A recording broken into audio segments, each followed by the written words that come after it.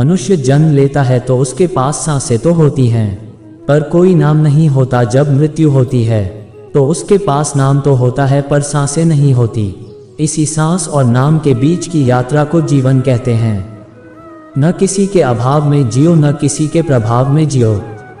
ये जिंदगी है आपकी, अपने स्वभाव में जियो। अपने सबसे खास से धोखा खाने के बाद लोग चाह कर भी किसी पर संपूर्ण प्रतिशत भरोसा नहीं कर पाते, यही सत्य है। मनुष्य का जीवन केवल उसके कर्मों पर चलता है। जैसा कर्म होता है वैसा उसका जीवन होता है।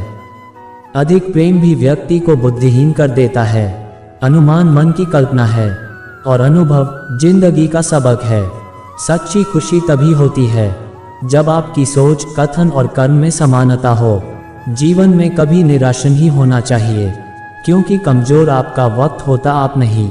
जैसे तेल समाप्त हो जाने पर दीपक बुझ जाता है, उसी प्रकार कर्म के क्षीण हो जाने पर भाग्य भी नष्ट हो जाता है।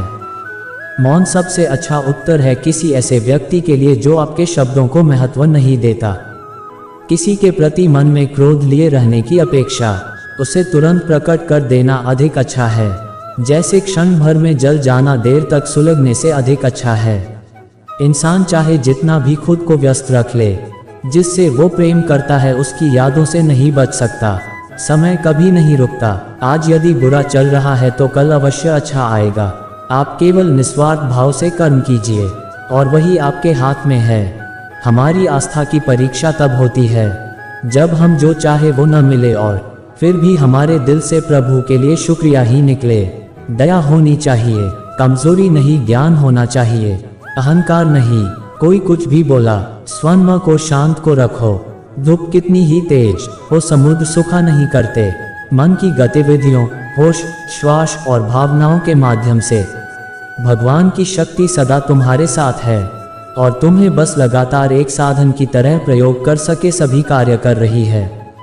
तुम उसके लिए शोक करते हो जो शोक करने के योग्य नहीं है और फिर भी ज्ञान की बातें करते हो। बुद्धिमान व्यक्ति ना जीवित और ना ही मृत व्यक्ति के लिए शोक करते हैं। तुम अपनी पीड़ा के लिए संसार को दोष मत दो।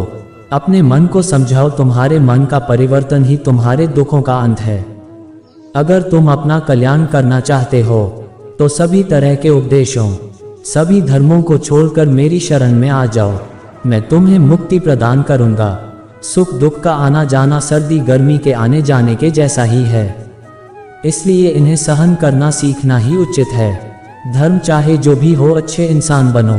हिसाब हमारे कर्म का होगा, धर्म का नहीं।